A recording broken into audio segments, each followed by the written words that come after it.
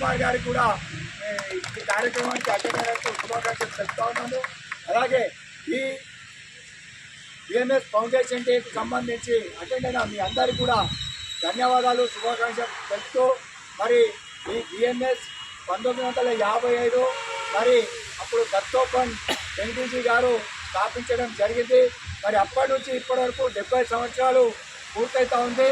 మరి అప్పుడు మనకు స్టార్ట్ అయినప్పుడు మరి 0 నుంచి స్టార్ట్ అయింది.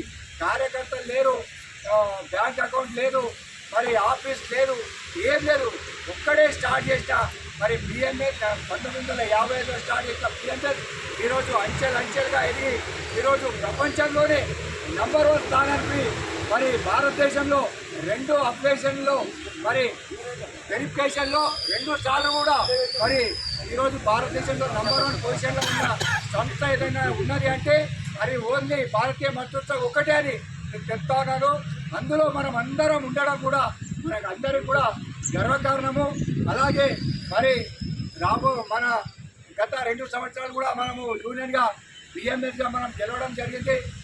2012లో మనం రిజిస్ట్రేషన్ చేసాము. అప్పటి నుంచి మరి 4 టర్ములు ఓడిపోయి మరి మన 2021లో మనం గెలవడం జరిగింది. మరి గెలిచిన క్రమంలో కూడా మనం కార్మికులకు ఏదైతే చెప్పినామో అందులో 90% మనం సక్సెస్ కావడం జరిగింది. మెడికల్ విషయంలో కానీ మరి బోనస్ విషయం కూడా మనం ఇప్పిస్తామని చెప్పినాం. ఆ విషయంలో మరి కోర్టులో కేసు నడుస్తూ ఉంది. దానికి సంబంధించి కొంతమంది ఈరోజు ఏదో చెప్తారని కొద్దిగా ప్రచారం జరిగింది. వాస్తవంగా కూడా ఆ బోనస్కు సంబంధించిన విషయము మరి ఖచ్చితంగా చెప్తాము. ఆ ప్రూఫ్స్ కూడా పెట్టమని అంటారు. ఖచ్చితంగా ప్రూఫ్స్ కూడా పెడతాము, పేపర్లు కూడా పెడతాము. కానీ దానివల్ల ఏమవుతుందంటే కాంట్రవర్సీ అయ్యి మేనేజ్మెంట్ ఇంకా ట్యాక్ చేసే ఆస్కారం ఉంది. కాబట్టి అది మనం సక్సెస్ కావాలనే ఆలోచనతో మన రాష్ట్ర మరి మన అధ్యక్షుడు మల్లేశం గారు ఆదేశాల మేరకు కొన్ని మాత్రమే చెప్పడం జరుగుతుంది. రాబోయే కాలంలో అతి తొందరలోనే మనము దాని విషయంలో క్లారిటీ ఇస్తాము. మెడికల్ విషయంలో కూడా మరి గత 30 సంవత్సరాలలో కూడా ఎప్పుడు కూడా మెడికల్ తగ్గలేదు. మనం ఎప్పుడైతే గెలిచినామో అప్పుడు 2 సంవత్సరాలు కూడా మెడికల్ తగ్గించిన ఘనత మనకే తగ్గుతుంది. మరి ఇప్పుడు మెడికల్ పెంచుతూ ఉన్నారు, మరి ఎవరు అడుగుతలేరు. గతంలో అప్పుడు తగ్గినప్పుడేమో తగ్గింది అట్టేట తగ్గిందని అడ్మిట్కి పోయి అడిగిన సందర్భం ఉన్నది. మరి ఈరోజు మళ్ళీ 1000 రూపాయలు పెంచారు, మరి ఎవరు అడుగుతలేరు. మళ్ళీ ఈ నెల నుంచి మళ్ళీ పెరుగుతూ ఉన్నది. మరి ఈ విషయంలో మరి ఖచ్చితంగా అడగవలసిన మేనేజ్మెంట్కు అడగవలసిన అవసరము అన్ని యూనియన్లకు ఉన్నారని తెలియజేస్తూ ఉన్నారు. అలాగే మరి కాంట్రాక్ట్ ఎంప్లాయీలకు కూడా గతంలో షిఫ్ట్ అలవెన్స్ లేకుండే మరి మనం వచ్చినాక కాంట్రాక్ట్ ఎంప్లాయీలకు కూడా షిఫ్ట్ అలవెన్స్ ఇప్పించిన ఘనత కూడా మనకే దక్కుతూ ఉన్నది. కరోనాతో చనిపోయిన వాళ్ళు మరి గత యూనియన్లో కూడా చనిపోయారు. మరి అప్పుడు వాళ్ళకి ఎలాంటి బెనిఫిట్స్ ఇవ్వలే. మన టైంలో చనిపోయిన 4గురికి మరి గతంలో చనిపోయిన 3గురికి మొత్తం 7 మందికి కూడా మనం 10 లక్షలు ఇప్పించిన ఘనత కూడా మన బిఎంఎస్కు మల్లేశం గారికి దక్కని తెలియజేస్తా ఉన్నాను. అలాగే హాస్పిటల్లో ఉన్న ప్రతి ఒక్కరిని కూడా ఎవరు సిక్ అయ్యి హాస్పిటల్లో ఉన్నా మనం పోయి యూనియన్గా అందరం పోయి మరి హచ్చుకున్న రోజున ఈరోజు యూనియన్ నిమ్మకు నీరెత్తినట్టు ఎక్కడ కూడా ఎవరిని హచ్చుకున్నది లేదు, డ్యూటీకి వచ్చింది లేదు, కలిసింది లేదు, కార్మికులకు అందుబాటులో ఉన్నది కూడా లేదు. ఇప్పుడున్న యూనియన్ దత్తమ్మ యూనియన్ అని నేను తెలియజేస్తా ఉన్నాను. అలాగే మరి మనం చేసిన విషయాలు కూడా మనం రెగ్యులర్గా 2 సంవత్సరాలు రెగ్యులర్గా డ్యూటీకి వచ్చినాం. హాస్పిటల్లో ఉన్న వాళ్ళను మనం కలిసినాం. కరోనాతో చనిపోయిన వాళ్ళని కూడా మనం దగ్గరుండి అంత్యక్రియలు చేసిన చరిత్ర కూడా మనకే ఉంది. ఇంట్లో చెప్పుడు అయితే చాలా ఉన్నాయి. మనం మెడికల్ తగ్గించడం, బోనస్ విషయంలో కోర్టులో కేసు నడుస్తుంది. ఖచ్చితంగా మనకు అనుకూలంగానే మనకు తీర్పు వస్తుందని గాఢంగా విశ్వసిస్తూ ఉన్నాము.